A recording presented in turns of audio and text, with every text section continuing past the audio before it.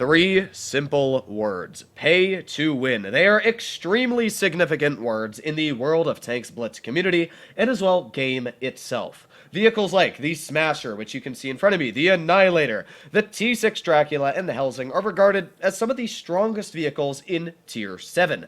And of course, their statistics show that, as they are currently some of the top performing tanks on average win rate. Yes, I do personally believe that if you have a wallet and you were to buy a vehicle like the Smasher, which, believe it or not, is in the stores right now, you definitely have a much higher advantage of winning in this tank if you know how to run it compared to most of the Tier 7 heavy tanks. But at the same time, I could also make an argument on a vehicle, let's say like the Black Prince, which is a Tier 7 British heavy tank, an incredibly strong one at that, and if you know how to play it, it is honestly overpowered in my personal opinion. That also goes for a vehicle like the T29, another incredibly strong Tier 7 heavy tank. When the Tier 7 heavy stats came out, this was on the top of the tree right up there with vehicles like the Annihilator and the Smasher. It's got a great gun, fantastic hull down capabilities, great mobility, and pretty good penetration. There are a lot of vehicles at Tier 7, at Tier 8, Tier 9, and Tier 10 that easily contend some of the strongest and arguably most overpowered tanks in the game.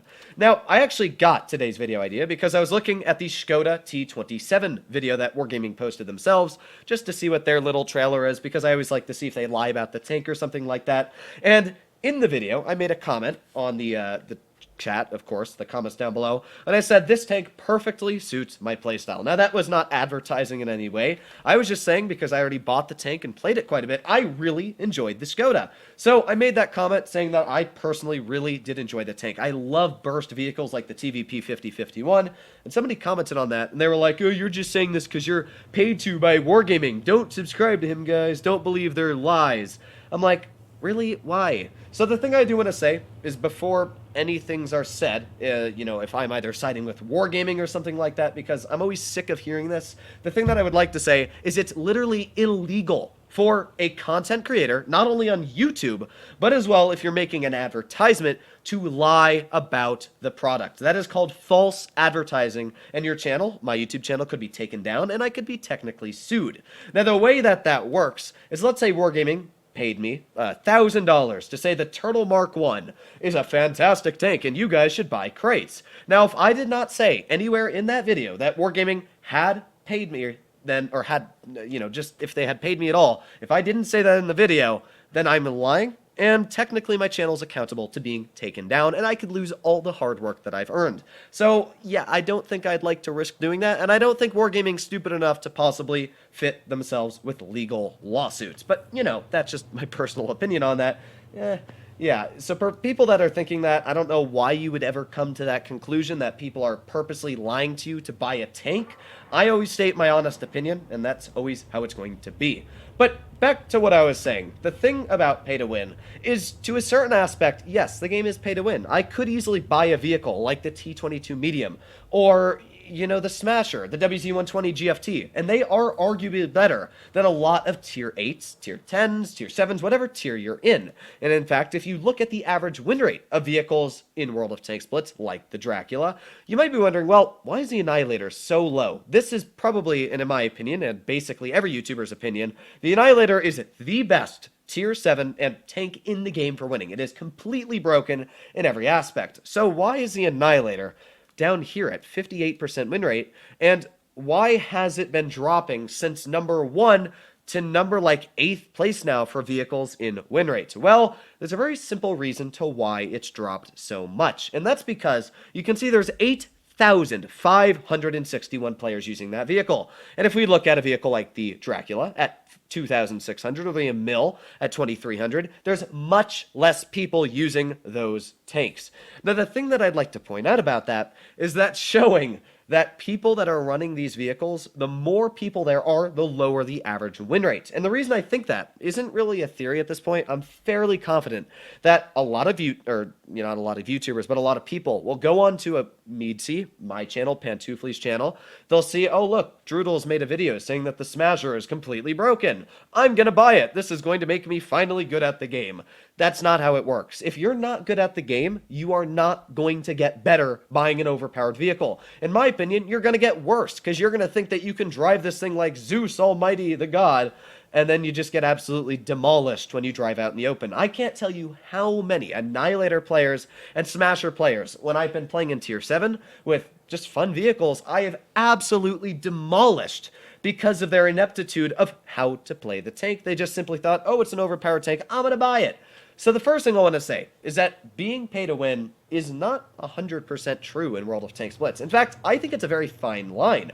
A lot of people always like to argue that it is pay to win, but I don't think so. It's more down to skill. Yes, you can buy an overpowered tank like the Annihilator, but you're only going to do good in it if you know how to run it. But at the same time, I could easily argue that any player running a Smasher, I could easily contest running a T-29 or a Black Prince or any of the other super strong Tier 7 vehicles. Honestly, when I play a Smasher at Tier 7, I don't even worry about them anymore because I usually either expect the player to be not amazing and not know what to do in the vehicle, or if they know what they're doing, they're pretty easy to take out. You see it shoot, and then you slap it twice or 3 times.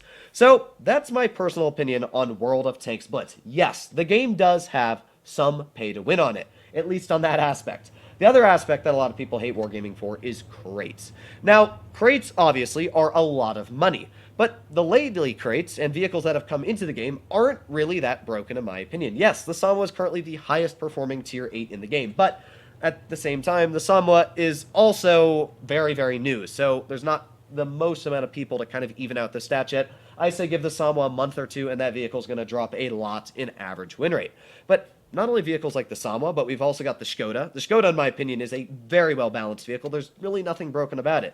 We had vehicles like the AMX M4 in the store. Now, that is definitely a very strong tank, and it's probably one of the strongest Tier 10s in the game, but honestly, I could easily run a Grandong, an IS-4, or a Mouse, which are all tech tree vehicles, and easily contest a very skilled AMX player.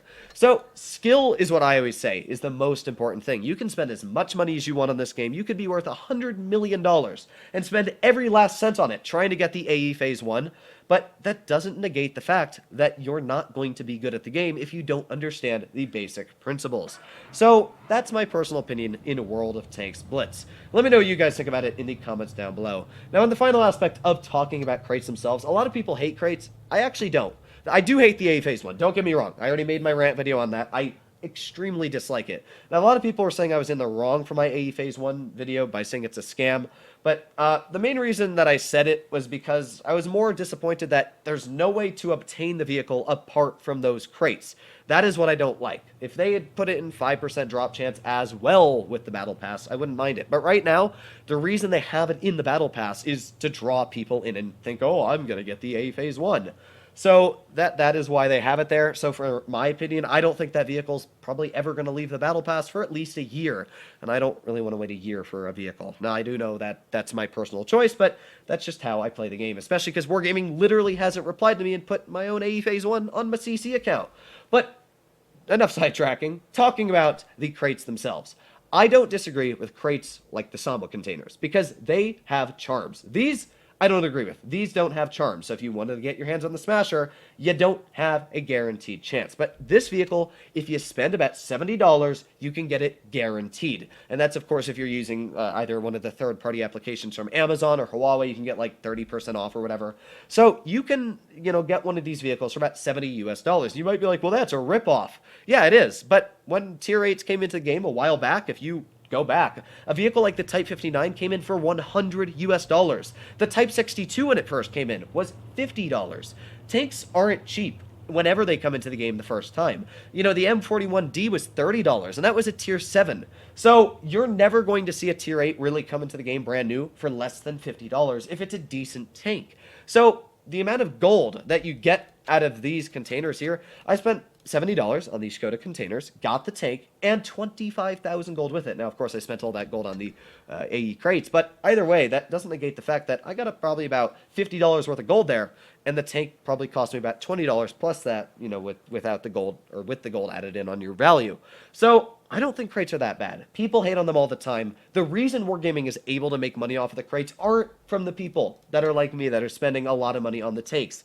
It's actually from the people that get these bundles right here, the 2,500 gold bundles that are cheap. And you're like, wow, I can get 3 Sama crates for a very cheap price tag compared to the normal bundles. I can get 3 crates for the price of 1. Those are the bundles that get a lot of money because people think, oh, maybe I'll just spend $5 now. Maybe I'll spend $5 then. That's why the battle pass is so successful. It's a small amount of money for big rewards. And a lot of people think, well, hey, if I spend $5, maybe I can get a big reward. You never know. That's how I personally feel on crates. Let me know what you guys think about it in the comments down below. Hopefully all of you enjoyed today's video. If you'd like to see more like it, more in my opinion, let me know. If you disagree, also let me know. But other than that, stay happy, stay healthy, and I'll be seeing you in the next one. Bye-bye.